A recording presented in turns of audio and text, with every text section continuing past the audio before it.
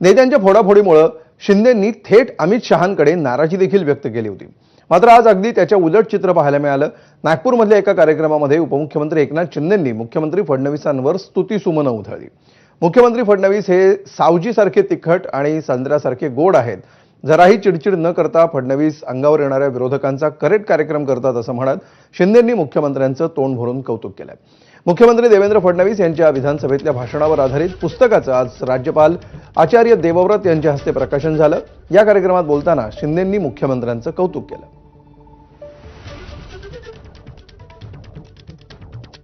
देवेंद्र फडणवीस जी ते सावजीसारखे तिखट आणि नागपुरी संत्रासारखे गोड आहेत असं म्हटलं तर वावगट नाही। हसत खेळत विरोधकांना चितपट करण्याची क्षमता त्यांच्याकडे आहे, ती त्यांनी अनेक वेळा दाखवलेली आहे। टीका, ट्रोलिंग, टेन्शन, टोमणे सहन करण्याची त्यांची क्षमता अफाट आहे। देवेंद्रजींनी कधी उत्तर त्याला दिलं नाही आणि आरडाओरड आणि आदळआपटही केली नाही।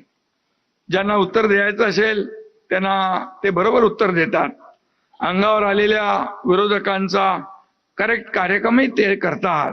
अमिताभ बॉलिवूड मधला बिग बी असेल तर देवेंद्रजी या सभागृहातले बिग डी आहे। डी म्हणजे वेगळा अर्थ काढू नका। हा डी म्हणजे डिवोशनचा आहे, हा डेडिकेशनचा आहे, हा डिटर्मिनेशनचा आहे, हा डिसिप्लिनचा आहे आणि हा डी डेअरिंगचा पण आहे। 2022 साली जेव्हा आम्ही निर्णायक पाऊल उचलायचं ठरवलं तेव्हा खंबीर पाठिंबा देणारा त्यांच्यातला एक सच्चा दोस्तही मी पाहिलेला आहे आणि त्यावेळेस अनेकदा ते मला हुडी घालून भेटायला यायचे, परंतु त्यांच्या या हुडीने विरोधकांना हुडहुडी भरली होती। त्यांनी नेहमी दाखवून दिलेलं आहे, यारो का हूं मैं यार, दुश्मनों का दुश्मन, हे त्यांनी अनेकदा दाखवलंय।